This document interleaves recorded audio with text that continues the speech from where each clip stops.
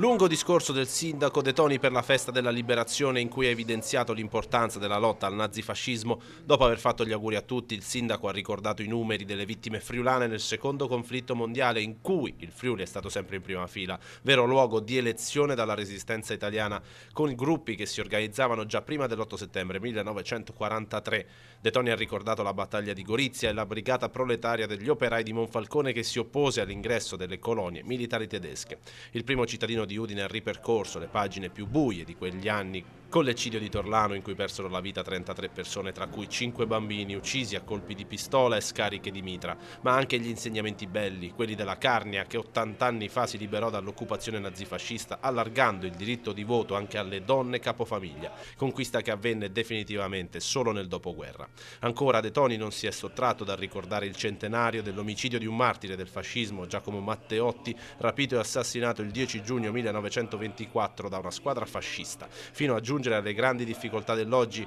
con la guerra tra Russia e Ucraina che sembra non avere fine, la morte e distruzione in Palestina, l'autoritarismo che è tornato a rivelarsi in 2 episodi, i manganelli usati dalla polizia lo scorso 23 febbraio a Pisa contro i ragazzi in corteo pro-Palestina e il caso Antonio Scurati, il cui monologo sul 25 aprile è stato improvvisamente cancellato dal palinsesto della RAI, la televisione di Stato, un segno di repressione della libertà, e per questo il 25 aprile non deve essere semplice giorno di festa, ma di riflessione in ogni piazza d'Italia. De Toni ha chiuso parlando di sfide epocali, riscaldamento globale, conflitti, rifiorire di nazionalismi, ma che tutti devono nutrire speranza nella libertà e nello Stato di diritto, citando Italo Calvino, perché anche dietro il partigiano più ladro, più spietato, c'era la lotta per una società pacifica e democratica. Discorso toccante, concluso con un viva Udine, viva il Friuli, medaglia d'oro della Resistenza. Viva il 25 aprile, viva l'Italia libera!